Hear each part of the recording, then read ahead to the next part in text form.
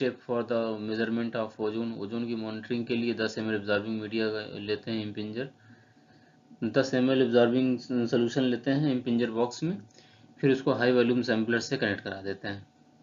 Same उसी तरीके से draw air at the sampling rate and 1 LPM, और इसको 60 मिनट के लिए रखते हैं।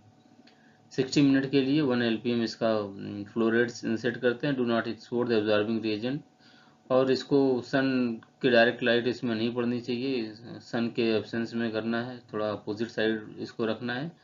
Eight the ionize water make the evaporation loss, अगर मान लीजिए उसमें 10 ml से कुछ सैंपल कम हो जाता है तो इसको 10 ml फिर कर देना है, उसको फिर स्टोर करना है और प्रिजर्व करके लेबोरेटरी एनालिसिस के लिए भेज देना है। फिर उसके बाद हम कैलिब्रेशन ग्राफ बनवाते हैं। कैलिब्रेशन ग्राफ में उसके बाद कैलिब्रेशन ग्राफ स्टैंडर्ड का बनता है with in the 30 to 60 minute after sample collection. जल्दी से हमको ये काम करना होता है। 352 नैनोमीटर पे इसकी स्पेक्ट्रोफोटोमीटर पे रीडिंग लेनी होती है। Against reference the cubed containing D, इसका जो रेफरेंस वैल्यू होती है डीओनाइज वाटर से होती है। Calculate the concentration of ozone, जो हमारा होता है माइक्रोग्राम पर मीटर क्यूब में होता है।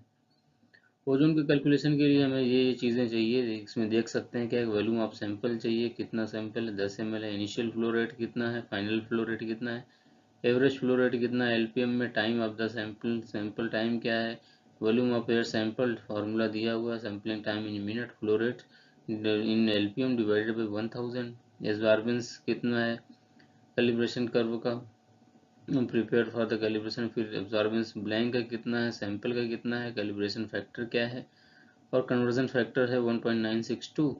इसको इस फार्मूले पर रख के ओजोन की मॉनिटरिंग कर सकते हैं, ओजोन का कैलकुलेशन कर सकते हैं।